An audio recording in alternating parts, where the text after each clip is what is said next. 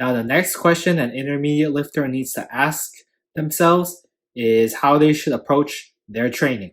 Now, if you're not familiar with it already, you should know that your training program consists of three different variables: frequency, your intensity, and the amount of volume you do each workout. And depending on how your beginner journey went, you can decide whether or not certain factors are more important and have a more immediate effect on your training. For instance, if you ran at least 2 programs by now to get to the intermediate stage, you should have a pretty good idea of what worked in the past and what didn't work. For instance, if you ran a bodybuilding split in the beginning, but later transitioned into a linear progression powerlifting program, you would know where your strengths and weaknesses are in terms of accessory lifts, dealing with volume, dealing with different amounts of training frequency, and dealing with training intensity as well. On this channel, I recommended that beginners should run one program until they hit an intermediate level strength, which is any linear progression beginner program. So if you were to follow my advice and got into the intermediate level strength with just one program, you wouldn't really know what worked before and what didn't. You would just know taking everything on average with an average amount of intensity, volume, and frequency that you were able to get to where you are right now without manipulating too many variables. You did an average amount of work, you got to this stage already. And as you get stronger and stronger, you'll realize that certain things just don't work anymore, or certain things need to be tweaked so that they have a greater amount of effectiveness. And generally, you'll see that as you increase one of these training variables, you need to manipulate others by tweaking them or lowering them in terms of its percentage numbers so that you can have a balanced program for the medium to long term. In the case of many beginner programs, you have an average amount of intensity, an average amount of volume, 3 sets of 5, and an average amount of frequency, at least 3 times a week.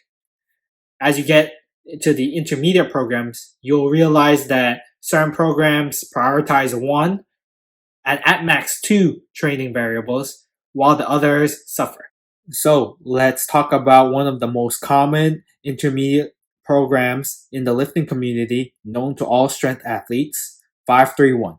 Its frequency is a little bit higher than that of a typical beginner program.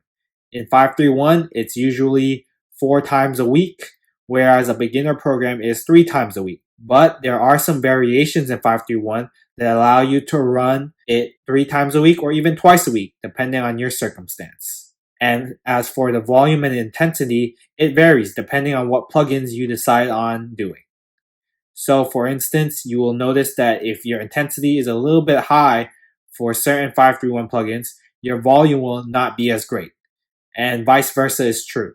If your volume is a little bit higher, for instance, like in boring but strong variation, your intensity won't be as high. So it's all a give or take depending on what you want to train and how you want to train it. And then you have programs that just overreach for all 3 training variables, meaning that they have high intensities, high frequencies, and high volumes, which makes for a very intense training cycle that you should not expect to run for the very long term. One application of these high intensity, volume, and frequency programs is that they help insert a jolt into your system. In other words, they help break out of certain stalls or plateaus a lifter might face. For an intermediate lifter, this might be premature, but it's up to you to choose what type of programs you want to do.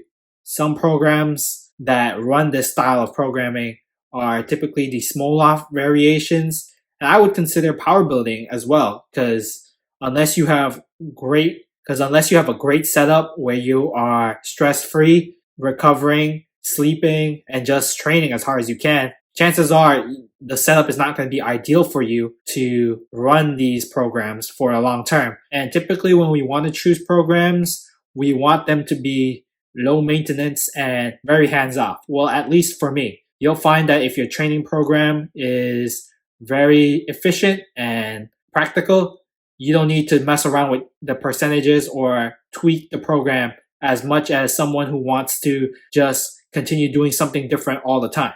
And this brings me to my second point about your training approach. What do you like to do for fun?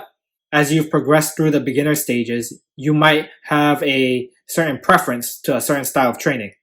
For instance, you might like a very high volume workout where you can feel the pump and blood rushing to your muscles. Or you can enjoy very high intensity workouts where you are hitting very low amounts of reps close to your 1 rep max. And that could be what drives you to go to the gym, hitting heavy weights all the time. No approach is perfect, but it really depends on what you like to do and what gives you the drive and fire to keep coming back to lifting weights. Now, the decision is easy if you can lift in a particular manner, find a program that suits your lifting preferences. That's the easy part.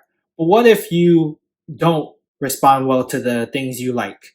So, for instance, what if you like to run very high intensity programs, but you respond very well to high volume training? One approach is to find the best of both worlds. You'll have to give and take some things in your training that will be uncomfortable so that you can make progress. You just can't have it all as you continue to progress and get better at lifting because you're no longer a beginner.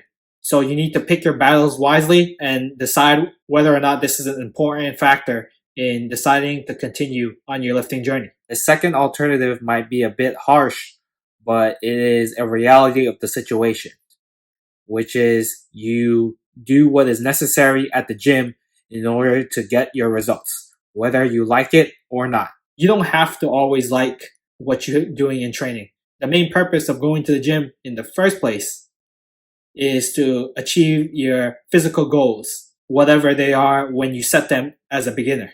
And as long as that didn't change as of right now, does it really matter how you get to your goals as long as you get to them in an efficient manner? I'm pretty sure a lot of top level athletes don't enjoy working out now as much as they did when they first started, but they do it anyway because they know the results and the rewards for all their sacrifices and hard work is worth it.